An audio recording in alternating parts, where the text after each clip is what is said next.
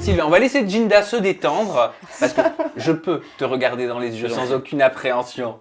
Et, regarde une photo et on la commente juste après. Bah, tu les connais en plus, hein, ce sont des photos qui te concernent. Les filles, je sais pas si vous les avez vues. Pas du tout. Et bah, c'est Sylvain, sans tatouage. C'était l'année, ma première année en Angleterre, donc juste quand j'ai commencé, donc j'en avais pas encore, mais c'est genre les mois d'avant. Il y en a une en Italie pendant un mariage, une avec ma soeur, mais on voit pas ma soeur sur la photo du coup.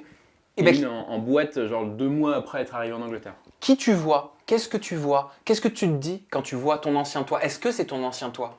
Non, pas du tout, parce que pour moi, j'étais déjà comme ça dans ma tête avant. J'ai juste trouvé un moyen de l'extérioriser. Me faire tatouer, c'est montrer à tout le monde comment je suis à l'intérieur. Donc ça me permet d'éviter par exemple, avec les femmes, avant, quand j'avais cet aspect-là, pour draguer, pour séduire, je faisais beaucoup de blagues très je sais pas, je trouve pas les mots très. Tu peux nous faire une blague.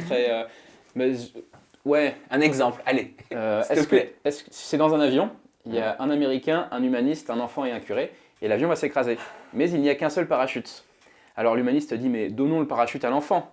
L'Américain dit, oh, fuck the boy. Et le curé dit, on a le temps?